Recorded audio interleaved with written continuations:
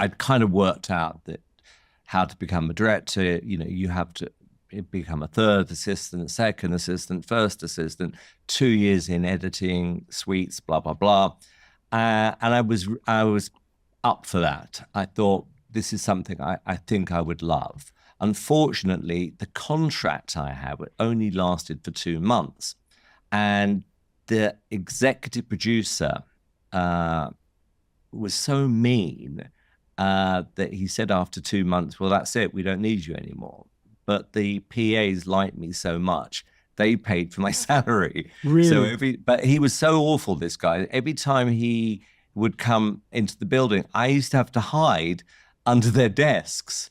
And he caught me one day and he said, what are you still doing here? And I said, well, nothing. He said, well, who's paying you? And I said, nobody. And he said, well, you're not allowed to be here. And he threw me out. And then I nearly got a job actually, I was offered a job as a runner on The Shining. They were just making that. I saw the hotel being built on the lot when I was a runner.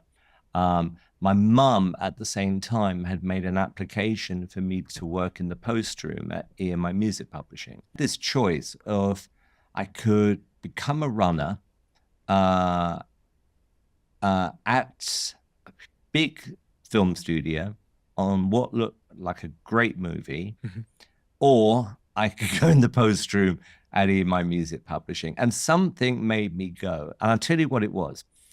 I passed the studio where I was going to work as a runner one particular day.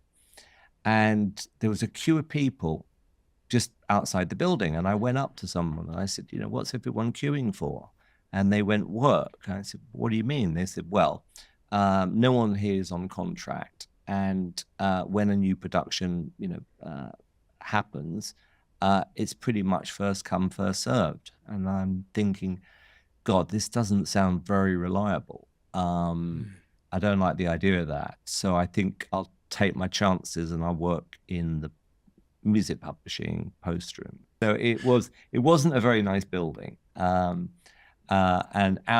was almost like being in a garage where we were. It was definitely a basement. There were 2 guys who used to work. I think one of them was called Harry or something. They were probably in their mid to late 60s. And I'd turn up all cocky, right, I've got a job at the post room and I'm going to do this and I'm going to do that. And they were like, just make us a cup of tea, son, and blah, blah, blah. But it was good because I did get a chance to understand what everybody did in the company. And I think I was making £18 a week at that point.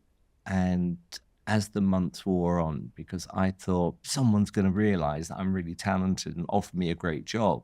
And I literally would walk into everyone's offices pretty much every day and say, can I have a better job? And there's nothing going. I literally, even the managing director, I just walked in one day and I said, I'm Simon, blah, blah, blah, blah. Can I have a job because I'm really passionate? And he just threw me out of his office. Every time, there were a few people who were really, really kind to me. And they explained what they did. They explained to me how music publishing worked, what they do for the writers, the catalogs, everything. So I started to get an understanding of how the music business worked.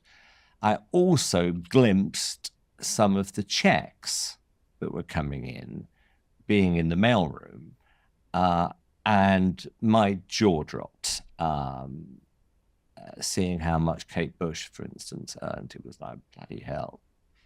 If you do one in this business, there's a lot of money. I had no idea.